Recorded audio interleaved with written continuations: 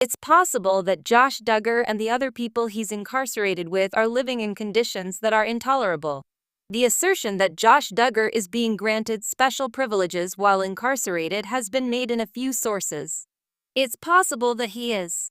But these things are highly dependent on context, and it is quite evident that not all of the inmates at his correctional facility are experiencing the same thing. Does the fact that detainees are provided food that is infected with maggots constitute inhumane conditions?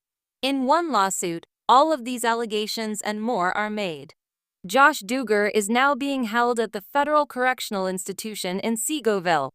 He was found guilty of downloading and having information that contained child sexual assault, and he is currently serving his 151-month term at the Dallas institution. It has been reported by the United States Sun that another inmate from that facility has filed a lawsuit regarding the conditions of their confinement. A lawsuit was filed by Juadino Peterson against FCI Seagoville on February 26, 2024. The facility is accused of violating his human rights in the case, and one of the effects that is cited is mental discomfort from the facility. A warden at the facility received an email from Peterson in November of 2023, in which he demanded that an immediate cessation of all inhumane treatment have been implemented. He provided a list of inadequate food items, which he claimed were kept in the same location as garbage. He asserted that the facility turned down his request for medical care. A litany of other alleged concerns, many of which related to health and safety, were also outlined in the email. The email also described the treatment that was provided by the staff.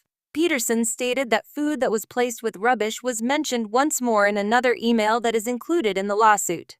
In his letter, he mentioned that he had overheard another prisoner having a conversation about the food trays that contained maggots. In addition, the email made the claim that there was raw sewage inside the jail. Specifically, the lawsuit asked for $494,658.83.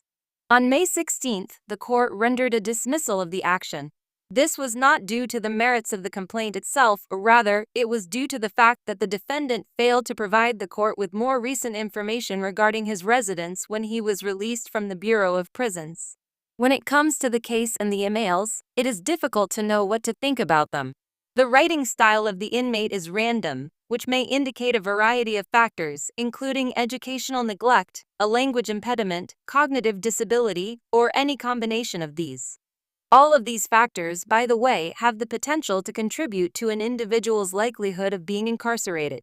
There is a high degree of plausibility among allegations that jails provide insufficient food. Similarly, claims of being denied medical attention are also included. Despite the fact that this does not imply that it is accurate in this particular instance, it is not something that people can so easily disregard. Dismissing the plights of those who are incarcerated is a disturbing tendency that exists. At the end of the day, incarceration is the means by which society punishes individuals for their criminal behavior. Putting an emphasis on the fact that there exist ethical norms is necessary.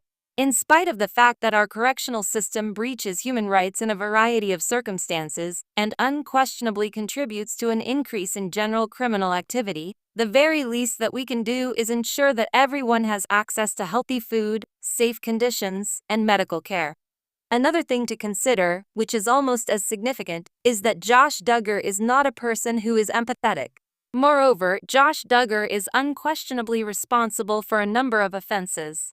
On the other hand, one cannot say the same thing about every single person who is present at that facility. Undoubtedly, there are innocent persons who are currently incarcerated.